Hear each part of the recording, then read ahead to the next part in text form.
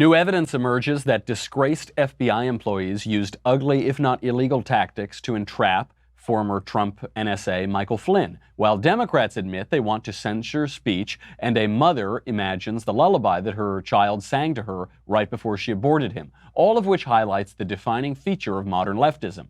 It gets everything exactly backwards.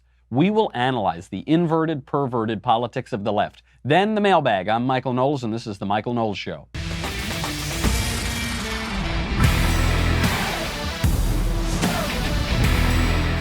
You know those days when every single news story lines up to illustrate one central fact about politics? Today is one of those days. We're talking about the central fact of the left getting everything exactly backwards. And actually, it was Dennis Prager who gave me this idea last night when we were at the PragerU Christmas party. We will get to all of that. But first, let's make a little money. It is time to make a little money. I know that because of my Movement watch. With the holiday season upon us, giving is easy with Movement's versatile line of watches, glasses, and accessories.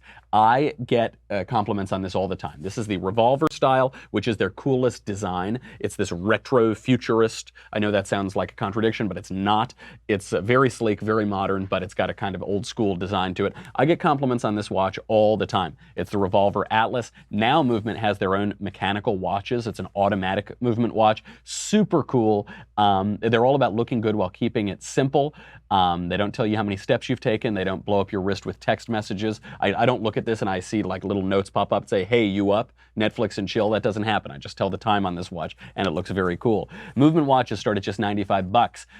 If you were to buy this in a department store, you're looking at $400, $500 for the mechanical watches, even more than that, for the same quality from traditional brands.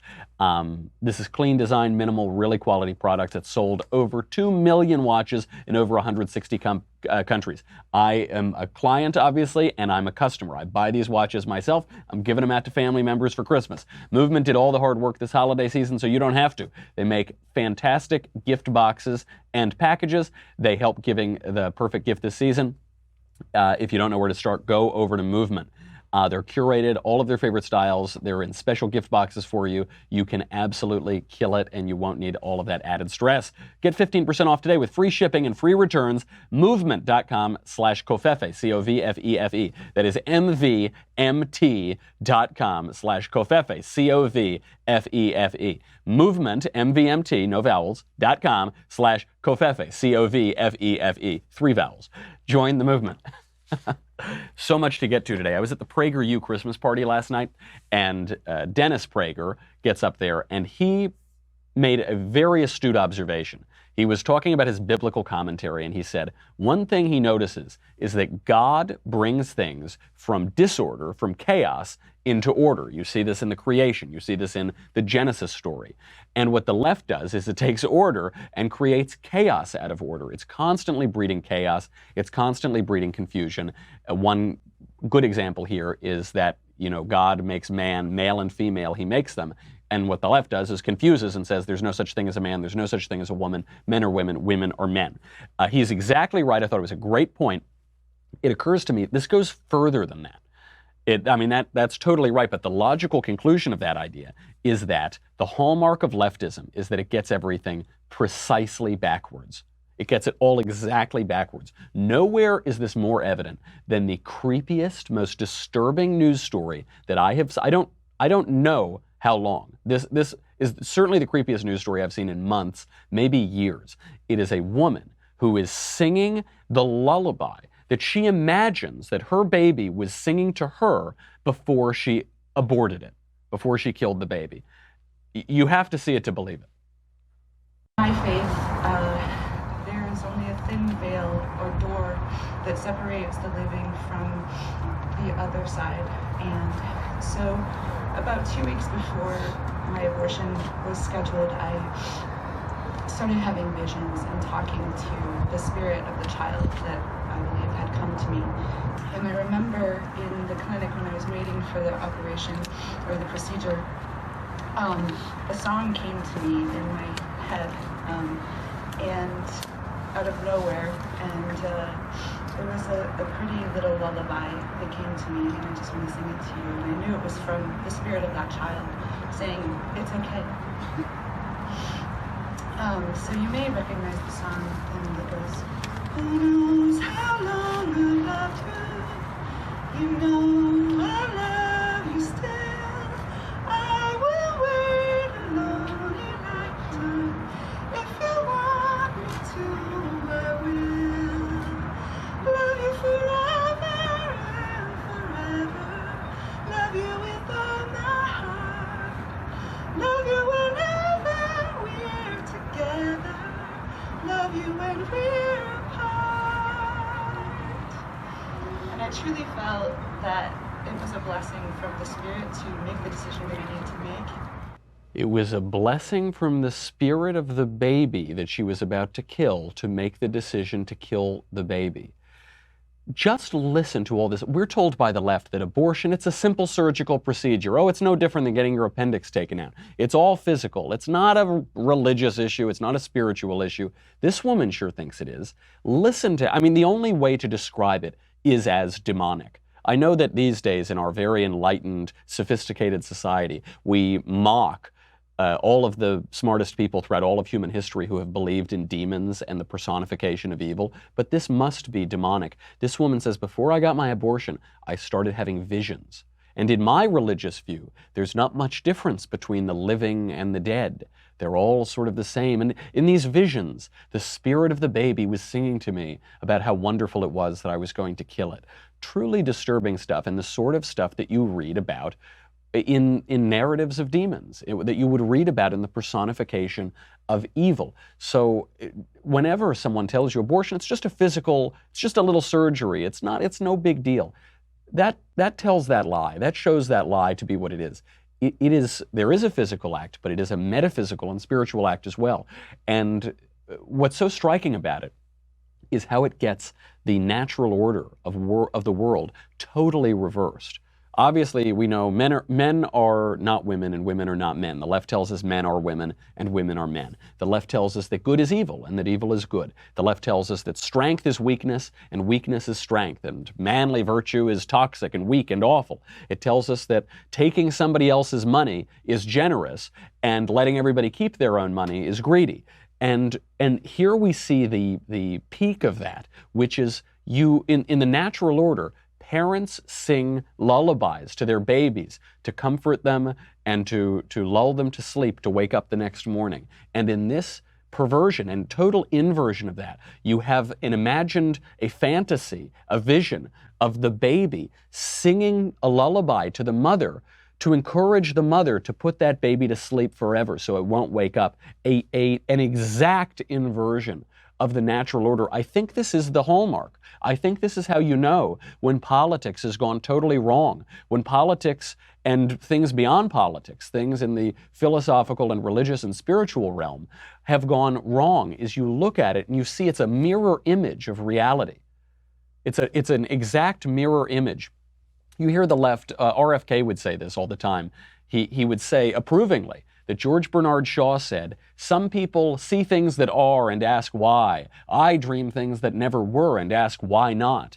This was the democratic ideal, the left-wing ideal. What he doesn't say is that when the playwright George Bernard Shaw wrote those words, he put them in the mouth of the serpent tempting Eve. Those are the words of the devil to say, ignore what is, ignore reality as it is, imagine fantasies, have a vision of your baby singing you a lullaby to encourage you to kill it. That is a fantasy. That's a fantasy that comes from evil, and it comes from the personification of evil. And we can pretend that doesn't exist. We can try to ignore the moral order, but when you see, I know that clip was pretty long, but when you see it in the full length, when you hear that haunting voice, I mean, this is a haunted woman. This is a woman who is certainly not in her right mind, and she shows us that in her speech and in her song. How scary that is, how much it makes us want to run away from the inversion of the natural order. It's not always that spiritually clear. There are also comedic versions. There are also light versions of the left inverting the natural order. So Sports Illustrated every year gives away its Inspiration of the Year award. And this year it's giving it to Rachel Den Hollander, she is the first woman to publicly accuse the U.S. gymnastics doctor Larry Nassar of sexually abusing her. Larry Nassar abused scores of other women. And so she's winning the award. Who is Sports Illustrated picking to give this award out to Rachel Den Hollander? I'll let you see for yourself. Good evening. I am honored to speak with you from afar about a woman I admire so much. A woman who suffered abuse as a vulnerable teenage athlete, who found the courage to talk publicly to stop the abuse of others. Her courage inspired other survivors to end their silence, and we all know the result. Rachel Den Hollander, I am in awe of you, and I will always be inspired by you. In stepping forward, you took a huge risk, and you galvanized future generations to come forward, even when the odds are seemingly stacked against them. The lasting lesson is that we all have the power to create real change, and we cannot allow ourselves to be defined by the acts of others. Ladies and gentlemen, please welcome this year's Sports Illustrated Inspiration of the Year, Rachel Den Hollander. I'm a totally normal person who doesn't have any designs on getting famous or making money. I'm just a normal, regular person without a crazy, creepy voice who doesn't constantly seek the cameras and the spotlight. What a terrifying video. Also because the video, it's terrifying at least in a comedic way. It's not terrifying in the way of that previous video of the woman singing that perverse lullaby. But this is terrifying in a way that mocks the obliviousness of this woman. So if you couldn't see it, the camera keeps cutting in and out in these really weird cuts. And the reason it has these weird cuts is probably she needed to do multiple takes of this. But I hope that this video, I hope the good thing that comes out of Sports Illustrated picking Brett Kavanaugh's accuser, Christine Blasey Ford, to present this award, I hope that this dispels the ridiculous fiction that this is just a woman who wants to tell her story, and she doesn't want fame, she doesn't want money, she doesn't want adulation, she just wants to, it was so hard for her to tell her story. BS, total BS. I don't know if she's a lunatic or a liar, but she's one of those two things. We know that she contradicted her story countless times. First, there were 4 people in the room, then there were 2 people in the room. Everybody who she named as being there, including her lifelong friend, this female friend of hers, said that it didn't happen. She never met Brett Kavanaugh. It didn't happen in her life. Ford kept changing her story to make it more convenient. And the line that everybody said to defend her was, what does Christine Ford have to gain from this? What on earth could she gain? I don't know, a lot of fame. She's got a ton of celebrity. She's now she is virtually a celebrity. It's not that she did anything to deserve it other than going and testifying against a good man. She's also gained a number of book deal offers. It's unclear who she's going to go with, but a lot of offers that can be very lucrative. And she gained $850,000 in GoFundMe campaigns.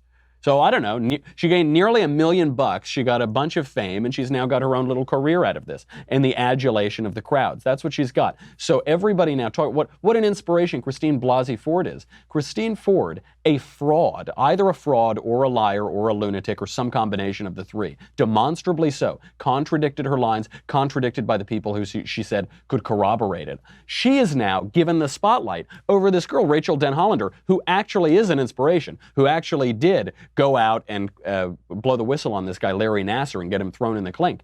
She is the inspiration, but the left completely flips it, and now we've got this fraud who makes light of people who have actually suffered sexual abuse because she made up some ridiculous story from 35 or 36 or 37 years ago. We don't know because she doesn't know the date. That either happened here or there or somewhere, and it might have involved this guy or that guy or who knows, where a guy allegedly pushed her onto a bed. That totally makes light. It totally takes away and detracts from people who have actually suffered sexual abuse, like the gymnast at the hand of Larry Nassar. It only gets worse from there. But let's take a little reprieve. Let's have a little moment of levity and niceness here to talk about Blinds.com, because window treatments are one of those things that I just don't. I hear it, my eyes glaze over.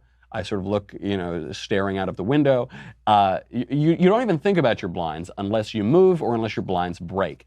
When they're right, everything in your home looks better. It sets off everything. When they're wrong, everything in your home looks cheap and like you don't know how to decorate. But you're not going to take the time to pick out and buy the blinds. It sounds very expensive. It's kind of boring. You don't want to install them yourself. Blinds.com makes it really easy for you. If you're not sure what you want or you're not even sure where to start, Blinds.com will give you a free online design consultation. You send them pictures of your house. They will send you back custom recommendations from a professional for what will work with your color scheme, furniture, and specific rooms. They'll even send you free samples to make sure everything looks as good in person as it does online, and every order gets free shipping. Best part, if you accidentally mismeasure or pick the wrong color, if you mess it up, Blinds.com will remake your blinds for free for a limited time. This is my Christmas present to you. You get 20% off everything at Blinds.com when you use the promo code Michael, M-I-C-H-A-E-L. A before E, except after C, well, I don't know. Michael, M-I-C-H-A-E-L. Blinds.com, promo code Michael, 20% off everything. Faux wood blinds, cellular shades, roller shades, and more. Blinds.com, promo code Michael, M-I-C-H-A-E-L. Rules and restrictions apply. So you have two spectra here. You're two ends of the same spectrum. You've got this insane case of the abortion lullaby. You've got the frivolous and ridiculous case of Christine Ford. Now we get into the nuts and bolts of politics and how things go exactly wrong. We now have pretty decent evidence that the FBI entrapped Michael Flynn. Michael Flynn, the national security advisor for Donald Trump, the FBI got him to make a misstatement to them about his interactions with the Russian ambassador to the U.S., who he was perfectly entitled to talk to. It was part of his job to talk to this guy. They got him to make a false statement. They forced him into a plea deal, into saying that he did it, pleading guilty. And now it's looking like everything that led up to that was a big, ugly campaign. Andy McCabe, the disgraced FBI agent. This is all under James Comey, by the way. James Comey was still the FBI director.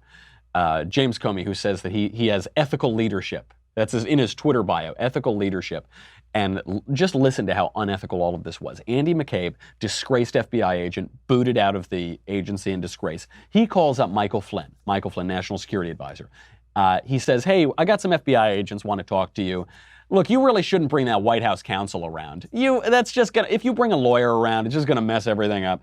They're gonna sit down with you, it's no big deal. So Flynn, stupidly, says that he's willing to do this. Who does he send over? He sends over Peter Strzok, that crooked FBI agent, the lover boy who was texting how he was going to undo the presidential election, prevent Trump from becoming president, texting that to his adulterous lover, Lisa Page. So Peter Strzok goes over there and he entraps Michael Flynn in lies. He had already seen Michael Flynn's conversations with the Russian ambassador. How had he seen them? Because the Obama administration unmasked those conversations. With the Obama administration spying on the Trump campaign, spying on private Americans. Peter Strzok had already seen that, and he gets Michael Flynn to make some misstatements to the FBI. Worth remembering, nothing wrong at all with Michael Flynn talking to this ambassador. And so what Michael Flynn says is he made those misstatements because he misremembered what had been discussed. Maybe Flynn's lying, maybe that's true, I don't know. I could certainly misstate plenty of conversations that I've had on the phone. The reason we know this is a big deal, the reason we know that this corruption and these ugly tactics are finally coming to light. You gotta remember, Peter Strzok dismissed from the Russia investigation in disgrace. Andy McCabe dismissed from the FBI in disgrace. At the time that Flynn is giving this conversation with the FBI agents, it's not even public that there is a Russia investigation to begin with. Judge Emmett Sullivan, who's apparently a pretty straight shooter, is now demanding the documents that were related to Michael Flynn's interview. He's demanding it to see if the FBI used ugly, dirty, possibly illegal tactics to entrap this guy in making a false statement. We'll see. What they did to Michael Flynn was awful. Why did he plead guilty? Well, he doesn't have a lot of money. Michael Flynn just spent almost all of his career in the public sector serving our country as a 3-star general. They were threatening to go after his son. They were threatening to embroil him in legal battles, would have bankrupted him. So he pleads guilty to this. He probably shouldn't have, but I hope that President Trump pardons him. I hope he gets a full pardon. It was disgusting how the investigation began. The people who did it were corrupt to their core, all the way up to James Comey, and he should be pardoned for it. This is the bad news for President Trump today. The good news, though, is we're talking about the wall. We've been encouraging President Trump to shut down the government and get the money to build the wall. So President Trump just tweeted out, he said, quote, "I often stated one way or the other Mexico is going to pay for the wall. This has never changed. Our new deal with Mexico and Canada, the USMCA, is so much better than the old, very costly and anti-USA NAFTA deal that just by the money we save, Mexico is paying for the wall." Okay, that's fine. Maybe the U.S. is going to get a lot more money because of this. Maybe tax receipts to the government will increase. Maybe whatever. Okay, that's fine. He's trying to twist it around. Again, nobody cares if Mexico actually pays for the wall. The wall is not that expensive. We just want it to be built. We have a record high number of illegal aliens crossing over, 3,000 a day right now. We just want the damn wall to be built. And hopefully President Trump will do that before Nancy Pelosi takes over leadership of the House of Representatives. But what I actually want to point to in this is the name of the trade deal. You all know NAFTA, the North American Free Trade Agreement. The new one is called the USMCA, the U.S.-Mexico-Canada Agreement. Now, I was reading some commentary on this, and I noticed left-wingers hate the new name. A left-winger writing on Mediaite said that he hates USMCA. We should just call it New NAFTA. New NAFTA is so much better. But listen, there's actually a very subtle but important distinction here. The USMCA is the better name because it acknowledges what the trade agreement actually is. The trade agreement is an agreement between the United States, Mexico, and Canada. Three distinct nations, three sovereign nations who are deciding to have a certain trade regime with one another. Compare that to NAFTA, the North American Free Trade Agreement, as though there is some overarching political entity called the North American government, the North American Federation, the North American whatever, that is governing this trade between, I don't know, the North America people, the North Americans. It's a subtle distinction, but it's an important one. And it's how the left gets these things backwards. The point of the free trade agreement is to make all of these countries better, to make them stronger, to make them more prosperous, to make them more equitable and just, to strengthen all three countries, the U.S., Mexico, and Canada. The idea behind NAFTA is to invert that, to diminish the importance of the individual countries and to have trade for the sake of trade, to wipe away these national distinctions. It's backwards. And the Trump administration, I don't know who came up with the name, but they get that exactly right. That's a subtle point, but it's very good. They get it in the correct order. They don't flip it around.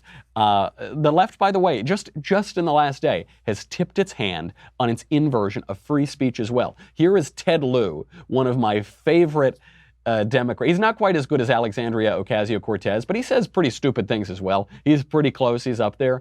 Here is Ted Lieu on CNN describing his view of free speech. I would love to be able to regulate the content of speech. The First Amendment prevents me from doing so. And that's simply a function of the First Amendment. But I think over the long run, it's better that government does not regulate the content of speech. I would urge these private sector companies to regulate it better themselves, but it's really nothing that I believe government can do. And so that's been my position all along. Okay, three things here. One, what does he literally say? He literally says, I would love to regulate the content of speech, which is great. I can't wait for every Republican to chop that up, put that in their commercials for 2020. It's going to look really good. Ted Lieu's primary opponents, or rather his general election opponents, are certainly going to use that because that is what he said. Now, two, what is the point he's trying to make? The point that he thinks he's making is we all want to regulate everybody's speech. I don't want you to say this, you don't want me to say that, and the government shouldn't regulate speech because you want to regulate my speech, I want to regulate your speech. So the government shouldn't regulate speech. And therefore, private companies should regulate speech because we all ultimately want to regulate speech. That is what he thinks he's saying. That's what he's trying to say. That's the most generous version of what he's saying. And it's totally backwards. It gets it exactly wrong. I don't want to regulate speech. I don't want to regulate what Ted Lieu says. I want Ted Lieu to go on CNN and spout his inanity all the time. It makes it easier to write my show. It gives me a lot of lulls, and I'm here for the lulls. So fine by me. He can do whatever he wants. He genuinely, expressing the true view of the left, thinks that we all want to regulate that speech. But so he's saying the government shouldn't regulate speech. It's unconstitutional for the government to regulate speech. Therefore, the companies should. But what I'm saying is, I don't want to regulate speech. It's unconstitutional. The government should not regulate speech. And therefore, private companies, even though they may regulate speech in many instances, should not, because it cuts against the ethos of the American nation and of the American project and of our principles and of our traditions and of our constitutional underpinning of our entire country. So therefore, the private companies should follow our traditions and not regulate speech. Ted Lieu says, because we can't regulate speech as a government, therefore the private companies should. It's a perfect inversion. It gets it exactly wrong. We have to get to the most egregious story. The most egregious story of the last 2 weeks. It's about that attack in Strasbourg. A Muslim terrorist came out and killed people in the streets at a Christmas market right around Christmas time, shouting Allahu Akbar, the takbir, the saying that Muslim terrorists say right before they kill a lot of people. And CNN responded to that by running a piece titled What Allahu Akbar Really Means and blaming everyone else for misinterpreting it. We will explain what Allahu Akbar really, really means. We got to do that after the break. Plus, we have the mailbag coming up. So if you're on dailywire.com, you're right there, thank you. You keep Kofefe in my cup, you keep the lights on. If you're not, go to dailywire.com. You get me, you get the Andrew Klavan Show, you get the Ben Shapiro Show, you get the Matt Walsh Show, you get to ask questions on Mailbag, you get to ask questions on Conversation, you get to ask questions on Backstage, you get a ton of, you get Another Kingdom, you get everything. We are like the biggest studio in Hollywood right now, operating out of this Tora Bora cave that we're in. But none of that matters. What really matters is the Leftist Tears tumbler. It's so important. You need it this holiday season because pretty soon the weather's getting colder. You're going to not have leftist tears raindrops. You're going to have leftist tears snowflakes. And everyone knows snow is fluffier and more has more volume than water does. So you're going to drown. You're going to suffocate in an avalanche. You need the leftist tears tumbler to just take it all in. It's the only FDA-approved vessel. Go to dailywire.com. We'll be right back with Allahu Akbar in the mailbag.